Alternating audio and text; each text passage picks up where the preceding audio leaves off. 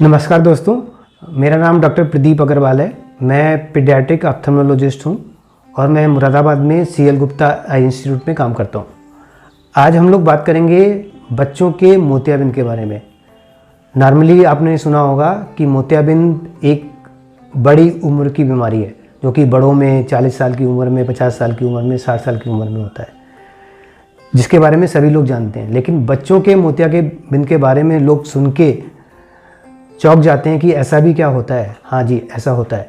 और सबसे बड़ी विडंबना ये है कि बच्चों के मोतियाबिंद का इलाज आज की डेट में टेक्नोलॉजी के कारण बहुत ही आसान है।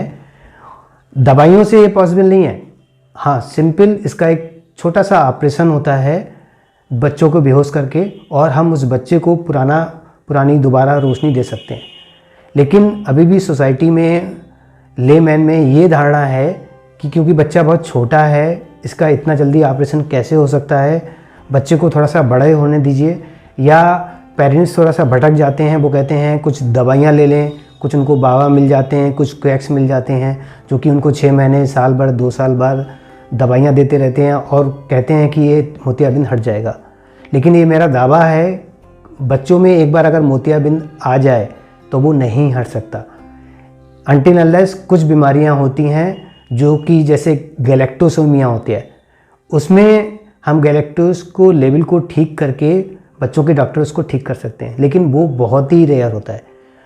तो आज मेरा कहने का मतलब है, जब भी आपको पता चले कि आपका बच्चा प्रॉपर फोकस नहीं कर पा रहा है, उसकी रूटीन एक्टिविटी में प्रॉब्लम है, या आप उसकी आंखों में देख के पता लगा रहे हैं जो कि एक नॉर्मली ट्रांसपेरेंट शीशे जैसा काला रिफ्लेक्स उसकी आंखों के बीच में ना होके कुछ सफ़ेदी दिखाई दे रही है, इसका मतलब आपका बच्चा नॉर्मल नहीं है और उसमें पैदाइशी मोतियाबिंद हो सकता है। तो इस पैदाइशी मोतियाबिंद पता लगने के बाद आप सबसे पहले किसी भी आंखों के स्पेशलिस्ट डॉक्टर को दिखाइए। स्पेशली अगर आपके एरिया में अगर आपको लगता है कोई पीडियाट्रिक ऑप्थेल्मोलॉजिस्ट है, मतलब बच्चों की आंखों का स्पेशलिस्ट है, तो बहुत ही अच्छी बात है। मैं तो ये कहूँगा कि इवन अगर आपको लगता है आपके बच्चों को कोई परेशानी भी नहीं है, तो तभी भी स्कूल जाने से पहले हर बच्चे का एक रूटीन चेकअप 1 साल की उम्र से पहला होना बहुत ज़रूरी है। जैसे आप इम्यूनाइजेशन आज की डेट में सारे, जैसे बच्चों को कोई बीमारी तो नहीं होती है, हम सभी लोग उसका इम्यूनाइजेशन कराते हैं, जैसे BCG का टीका है, ये सब है। ऐसे ही हर बच्चे का, चाहे उस बच्चे को आँखों में कोई दिक्कत हो या ना हो, एक बार रूटीन चेकअप कराने से बच्चों में जितनी भी अंधता होती है, जिसके कॉज होते हैं जैसे पीडियाट्रिक कैटरेक्ट जिसके बारे में मैं बात कर रहा हूँ, बच्चों में काला पानी, एक पर्दे की बीमारी होती है, आंखों की नसी की बीमारी होती है, इसमें 70 से 80% बीमारी ऐसे होती हैं जिसका हमारे पास इलाज है ऑपरेशन से या चश्मे से या कुछ दवाइयों से। तो कम से कम एक बार इस तरह के बच्चों का अगर आप रूटीन चेकअप करा लेंगे 1 साल की उम्र से पहले, तो इन बीमारियों को हम पिकअप कर सकते हैं। कभी कभी मोतियाबिंद बहुत ही मिनिमम होता है, जो कि एक नॉर्मल पर्सन को, लेमैन को पिकअप करना, जो मैंने बताया सफ़ेदी दिखना, बहुत ही इम्पॉसिबल या पता नहीं लग पाता है।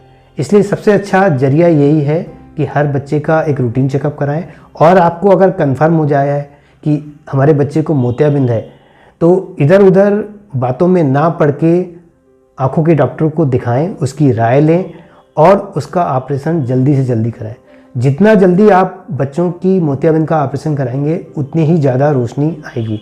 एग्जाम्पल के लिए, अगर पैदाइशी मोतियाबिंद है, अगर आप उसको 3-4 महीने की उम्र में ऑपरेशन करा लेते हैं, तो ऐसे बच्चों को 100% रोशनी आने की उम्मीद होती है।